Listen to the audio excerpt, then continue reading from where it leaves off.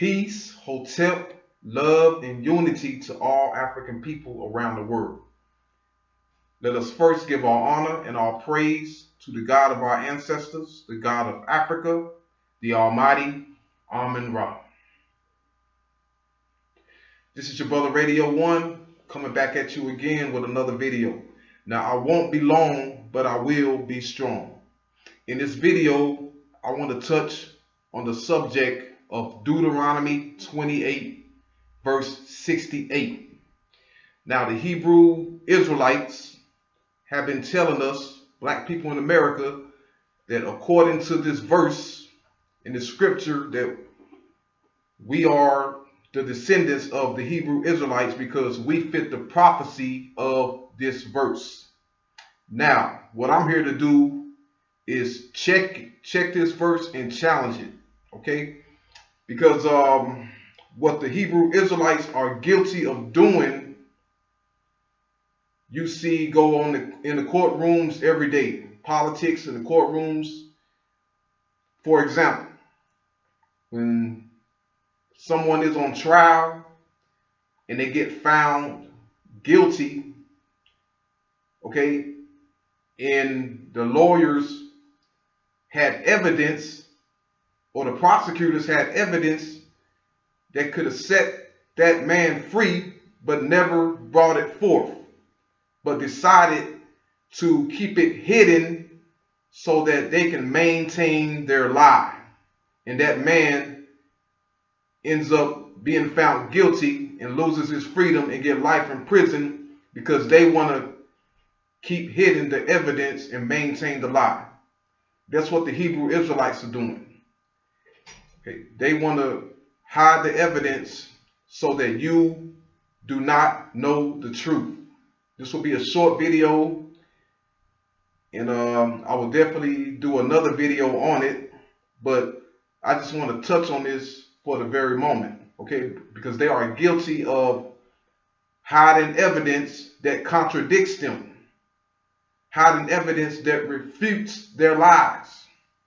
Now this is wrong, people. Okay, this is wrong. The worst thing to do is live a lie.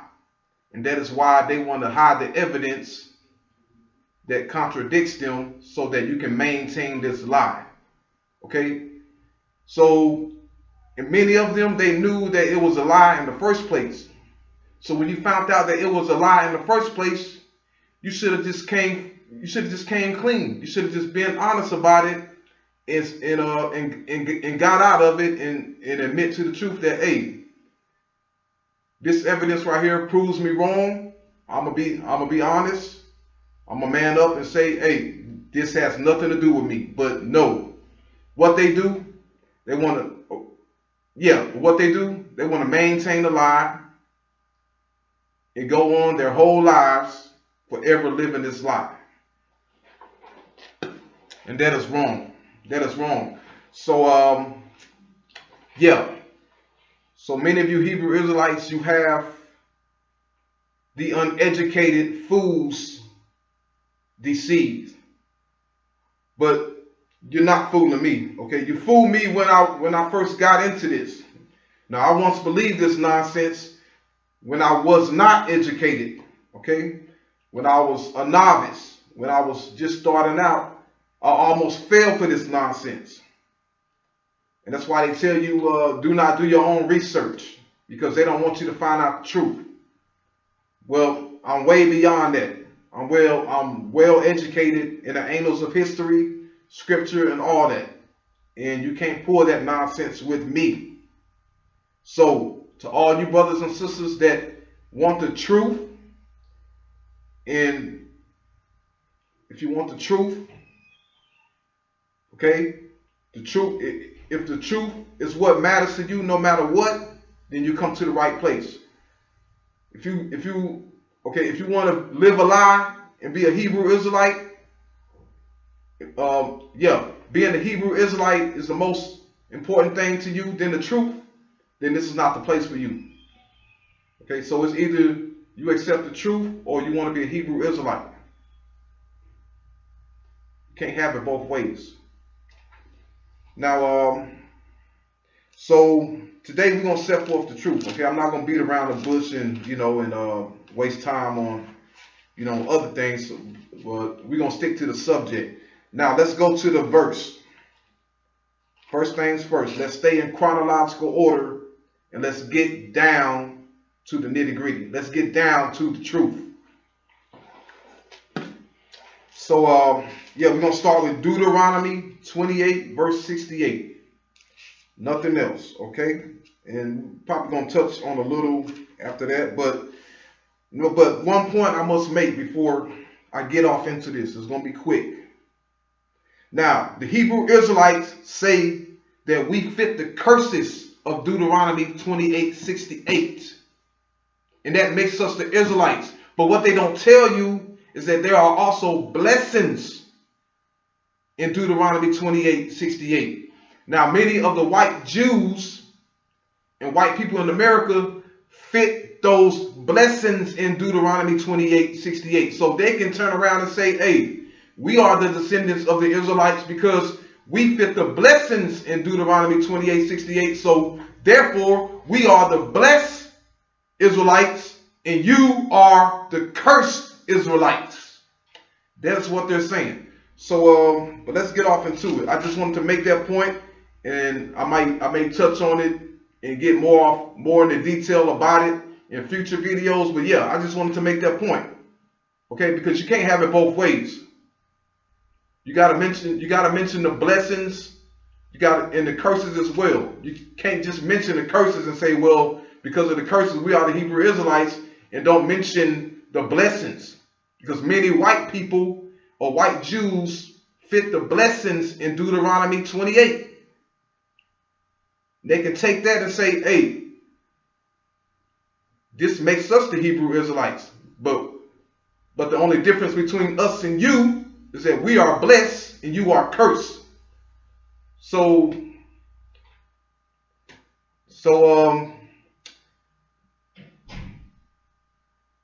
I don't see why you want to claim to be a cursed people. I don't understand that. Okay? But, I don't want to claim to be a cursed people. So, but we're going to get right off into it. I'm in the library. I got some people complaining about me. But, hey, I'm going to keep it short. They have to put up with the noise and let them put up with it. I don't give a damn. Okay? So, because I'm here to get this truth out. And, if they don't want to put up with it for a little while, the hell with them. So, that don't bother me. I'm here to get the truth out. So let's get off into it. So it says, okay, Deuteronomy 28 verse 68. And the Lord shall bring thee into Egypt again with ships, by the whereof I spake unto thee. Thou shalt see it no more again, and there ye shall be sold unto your enemies for bondmen and bondwomen, and no man shall buy you. So it clearly says that,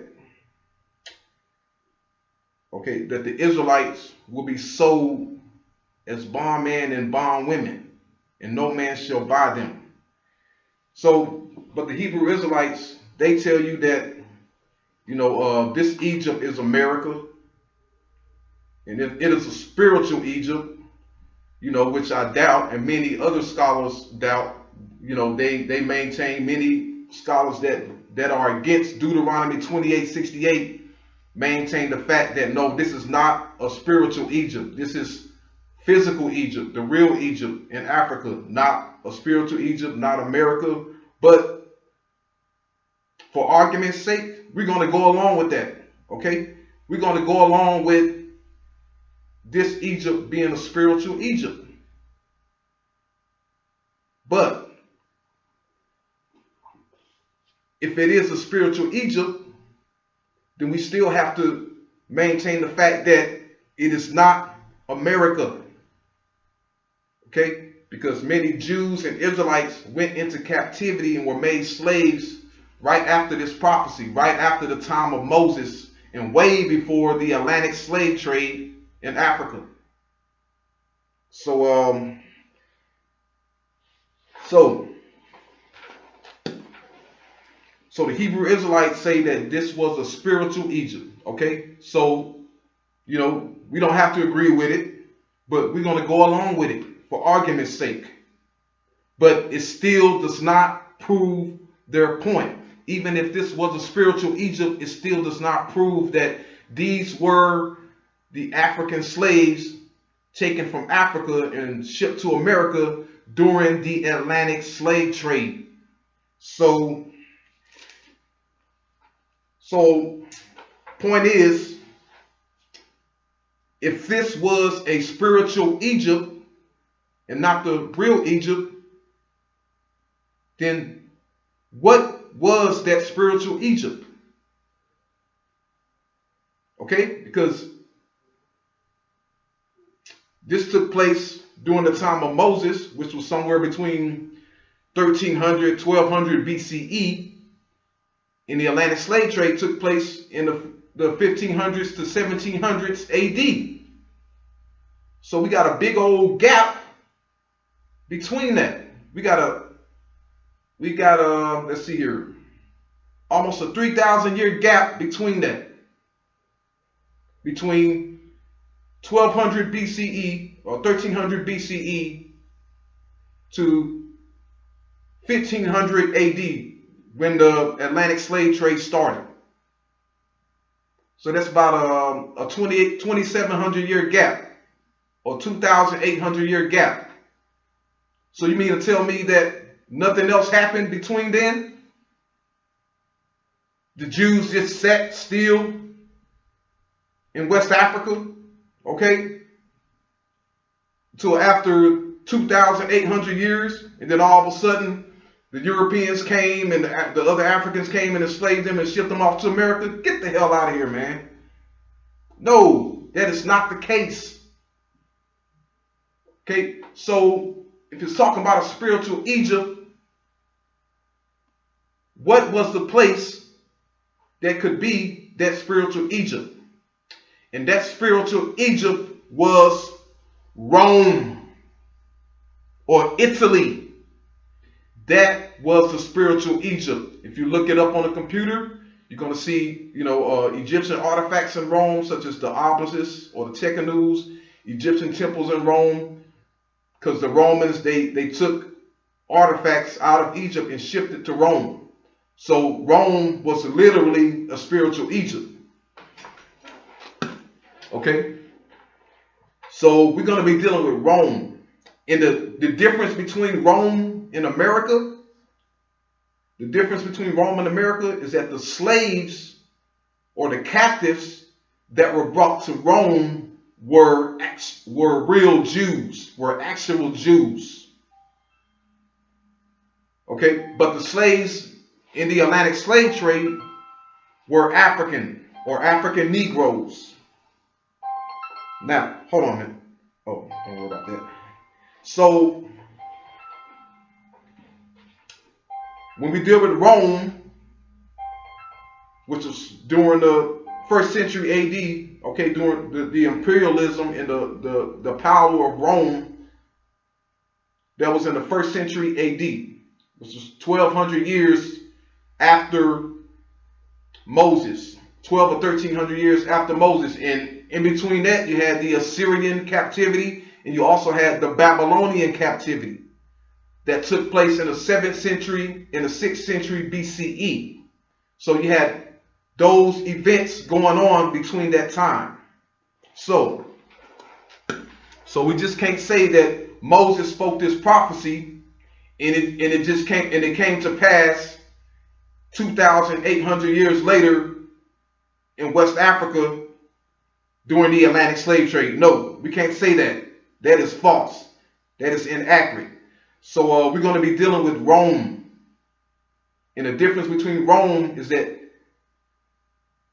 Rome had real Jews as slaves. But America, the slaves that were brought to America were not Jews. They were Africans. So let's keep that in mind. So, yeah. So the main source for the Jews being taken slaves, made slaves by the Romans, is Josephus Flavius. Okay, see that? Life and works of Josephus Flavius. So we're going to be dealing with him. And he wrote about the sack. Now, in the year 70 AD, the city of Jerusalem, or the city of the Jews, was destroyed and sacked by the Romans during the time of Vespasian and Titus, the Roman emperors Vespasian and Titus. So we're going to read what Josephus had to say. So, okay, let's start off with Josephus. Okay, so we're going to make it quick.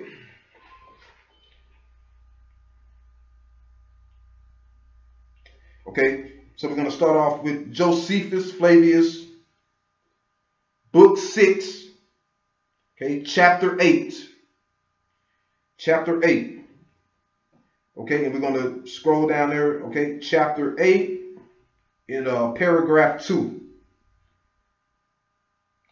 And he goes on to say, these were all received by the Romans because Titus himself grew negligent as to his former orders for killing them, meaning the Jews, and because the very soldiers grew weary of killing them, and because they hoped to get some money by sparing them, for they left only the populace and sold the rest of the multitude with their wives and children, and every one of them at a low price.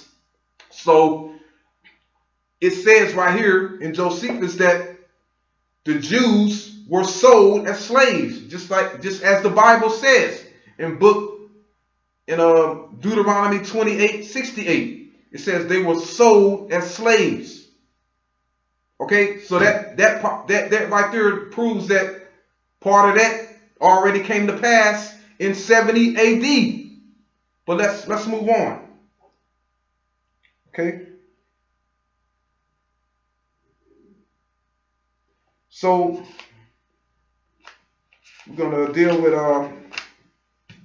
that settles that. Okay, so we're going to move on to the next chapter.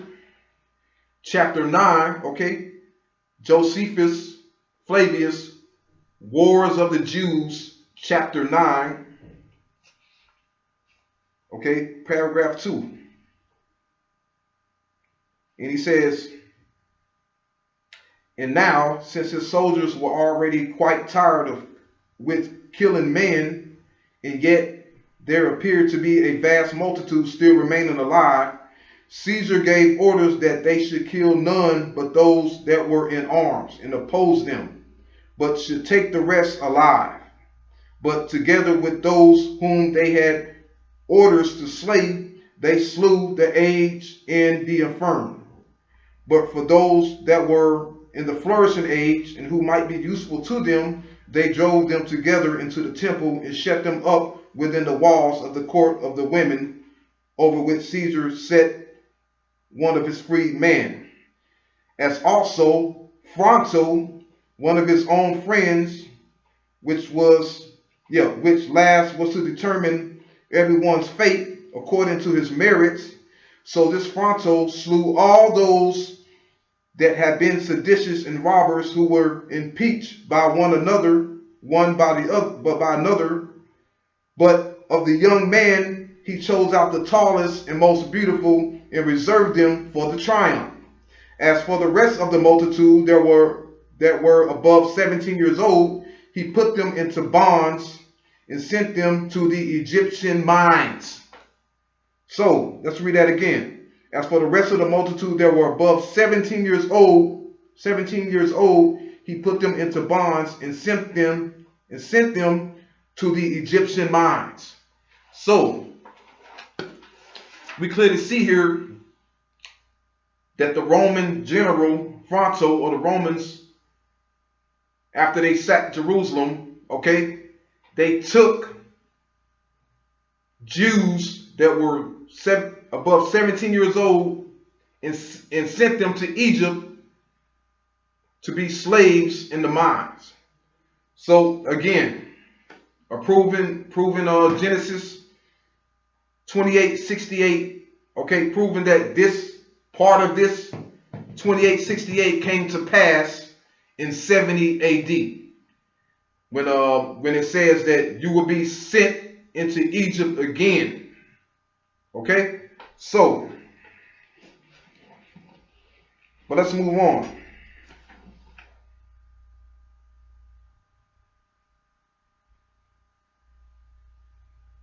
Okay? Yeah, this goes on to say, Titus also sent a great number into the provinces as a present to them, that they might be destroyed up on their theaters by the sword or by the wild beasts. But those that were under 17 years of age were sold for slaves. Again, more Jews sold as slaves. As book of Deuteronomy 28:68 says, you will be sold as bondmen and bondwomen. Proving that this came to pass in 70 AD. It did not come to pass in the 1500s and 1700s AD in West Africa. So, and that's why that the Hebrew Israelites try to keep this hidden, because they do not want you to know the truth. But let's move on. Okay? Now we're going to deal with the part about ships. Now, according to the Hebrew Israelites, no one was ever took into another land as slaves in ships. But this is a lie. See, the people that do not read and study real history, they can fool. Okay? But the people that read and study, no, you can't fool us. You can't fool me with that. You can't pull that nonsense on me. People that read history and know history, you cannot fool us. See, but the people that's not educated, you can fool them and they believe that nonsense. But I'm telling you that that is a lie. And we have it right here that slaves were taken to another land in ships. So, and I'm going to get more off into it once I read it. And we're going to end it. We're going to end shortly. Yeah, right here. Okay. So, yeah. Okay. So, Josephus Flavius, Wars of the Jews, Book 7. Okay. Book 7, Chapter 5, Paragraph 3. And it goes on to say, so Titus took the journey he intended into Egypt, and passed over the desert very suddenly, and came to Alexandria, and took up resolution to go to Rome by sea. Okay? And as he was accompanied by 2 legions, he sent each of them to the places whence they had before come. Okay? Had before come. The 5th he sent to Mysia, and the 15th to Pannonia. As for the leaders of the captives, Simon and John, with the other 700 men whom he had selected out of the rest, as being eminently tall and handsome of body, he gave order that they should be soon carried to Italy, as resolving to produce them in his triumph. So we see here, but let's read that again so you can better understand it. He says, so Titus took the journey he intended into Egypt, and passed over the desert very suddenly, and came to Alexandria, and took up a resolution to go to Rome by sea. Then we're going to skip. It says, as for the leaders of the captives, Simon and John, with orders with the other 700 men whom he had selected out of the rest, as being eminently tall and handsome of body, he gave order that they should soon be carried to Italy, as resolving to produce them in his triumph. So we see here that the Romans took 700 Jews as captive slaves into Rome by ship. Okay, now to get to Rome from Israel, you have to use a ship. Even if a ship is not mentioned, okay, you will know automatically that you need a ship to get to Rome or Italy from Israel. From Israel. But it says here that they went by sea. Okay, he took 700 captives, and plus the Simon and John to Rome. He carried them to Rome. So again, proving Deuteronomy 28:68, where it says, let's just read it. Let's just go to it, okay? So we can get it word for word.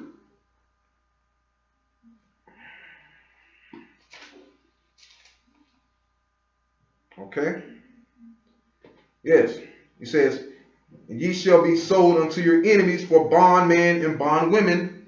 Just as we proved, they got sold as slaves. And then it says, we're going to start from the top. And the Lord shall bring thee into Egypt again with ships. Okay? So, if you're saying that this Egypt was a spiritual Egypt, then you have to admit that this spiritual Egypt was Rome. It was not America, and the slaves were not of the Atlantic slave trade, but it was the slaves were the Jews from Jerusalem. Okay, and the spiritual Egypt was Rome, not America. So we're dealing with Jews, real Jews from Jerusalem, and this spiritual Egypt being Rome.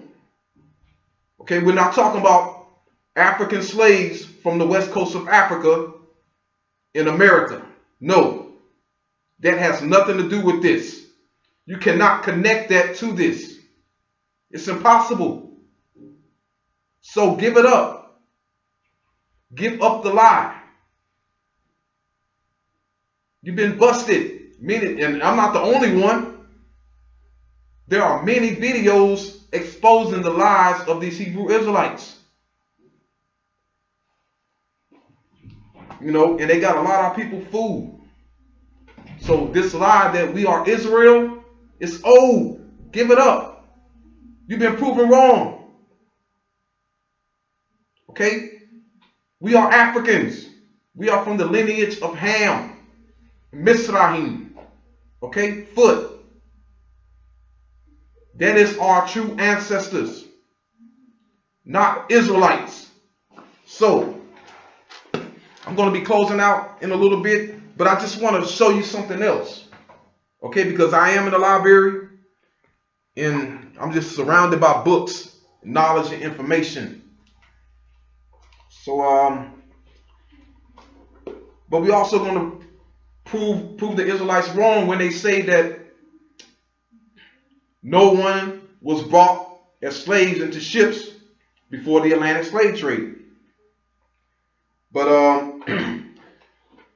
we're going to prove that wrong with other sources as well, which I already did. But when we go here, okay, we're going to go to Apion, okay, in the Punic Wars, chapter 8, paragraph 48. He goes on to say, now Scipio, having gained this splendid victory, girded himself for sacrifice and burned with his own hands, as is the custom of the Roman generals. The less valuable spoils of the enemy he sent to Rome, 10 talents of gold, 2,500 talents of silver, a quantity of carved ivory, and the most distinguished captives in ships, in Laelius to carry news of the victory. So this is dealing with the Punic Wars, which took place between Carthage and Rome. So it says, and he took the most distinguished captives in ships. So he took Carthaginian slaves or Carthaginian captives in ships to Rome, proving that slaves were brought to another land on ships before the Atlantic slave trade. And let's go to another one, another account. And then I'm going to close out after that. Okay? But let's go to Herodotus. Herodotus, the Histories. Okay? Herodotus, the Histories, book 6. Book 6, okay. Book 6, 101.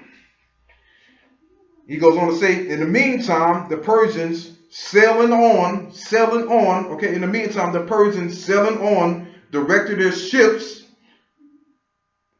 course to Tamine, Korea, and Agile of the Eritrean territory, okay, and having taken possessions of these places, they immediately disembarked the horses and made preparations to attack the enemy. But the Eritreans had no thoughts of going out against them and fighting. But since that opinion had prevailed that they should not abandon the city, their only care now was if by any means they could defend the walls. A violent attack on the walls ensuing. For 6 days many fell on both sides. But on the 7th, Euphorbus, son of Almachus, and Philargus, son of Sinus, man of rank among the cities, betrayed the city to the Persians. But they, having gained interest into the city in the first place, pillaged and set fire to the temples in revenge for those that had been burnt at Sardis. And then the next day, they enslaved the inhabitants in obedience to the commands of Darius. Okay, so it says that the Persians enslaved the people called the Eritreans. And it goes on to say in a later chapter, okay, in Herodotus, book 6, okay, book 6, 119. Those of the Eritreans who had been enslaved, Datis and Artaphernes, which were 2 Persian generals, okay, in obedience, okay, those of the Eritreans who had been enslaved, Datis and Artaphernes, as soon as they reached Asia, took up the Susa. But King Darius, before the Eritreans were made captive, harbored deep resentment against them, as the Eritreans had been the first to begin acts of injustice. But when he saw them brought into his presence and subject to his power, he did them no other harm, but settled them in the Kissian territory at a station of his own. And the name is Artarica. It is 200 stated, and then he goes on to mention the cities. Okay. And he says here, King Darius settled the Eritreans, who even to my time occupied this territory, retaining their ancient language. Such things took place with regard to the Eritreans. So we see here that the Persians took the people from Eritrea, which is near Athens in Greece, and they took them slaves and shipped them to Asia and brought them to Persia, and they settled there. Okay, so again, proving that people were brought as slaves in ships to other lands before the Atlantic slave trade. So that's a wrap, people. Okay, I'm going to cut it short there. So now we see that the Hebrew Israelites are liars, and they cover up histories. They cover up certain evidence that prove them wrong. Instead of dealing with the evidence, they want to cover it up and run and hide from it. We can't do that. That is cowardice. That is the act of a cowardice, and the truth will never get out if we continue to do that. So yeah, that's it, people. You know, there's a lot I want to say, but you know, we gotta cut it short, or we'll be here all day. So but if I have more to say, I'll definitely do another video. But now, there you have it. We have the truth. Okay, seek the truth. Okay, now the Hebrew Israelites, when we deal with the Jews and the Israelites, they were all over the place. So for the Hebrew Israelites to say that the blacks in America are the only descendants of the Israelites is a flat out lie. And even if you were a Hebrew Israelite, then you will have to share that identity with others, because others are also Jews and Hebrew Israelites. But truth is, no, we are not Hebrew Israelites. We are Africans. We are descendants of Hamites. That's who we are. And we have to start acknowledging that and stop trying to seek lies and trying to make up pseudo history so that we can claim this identity of being an Israelite. Because it's not right, people. It's not right. We have to be who we are. We cannot be who we choose to be or cherry pick to be. So, yeah. But truth is, we are not Israelites. We're not from the 12 tribes of Israel. A lot of you have a hard time breaking down who the 12. No, we're not none of that. It has nothing to do with us at all. And the only way we're going to grow as a people is if we unite under the truth, not under a lie. So there you have it, people. The truth has been brought forth, and there's more truth, more and more truth that I like to get out, and others will get out to wake our people up from this lie. We are not Hebrew Israelites. So,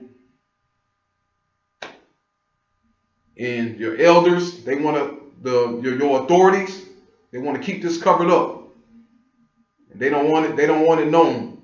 So let's cut it short there. We're going to get off into some more information later.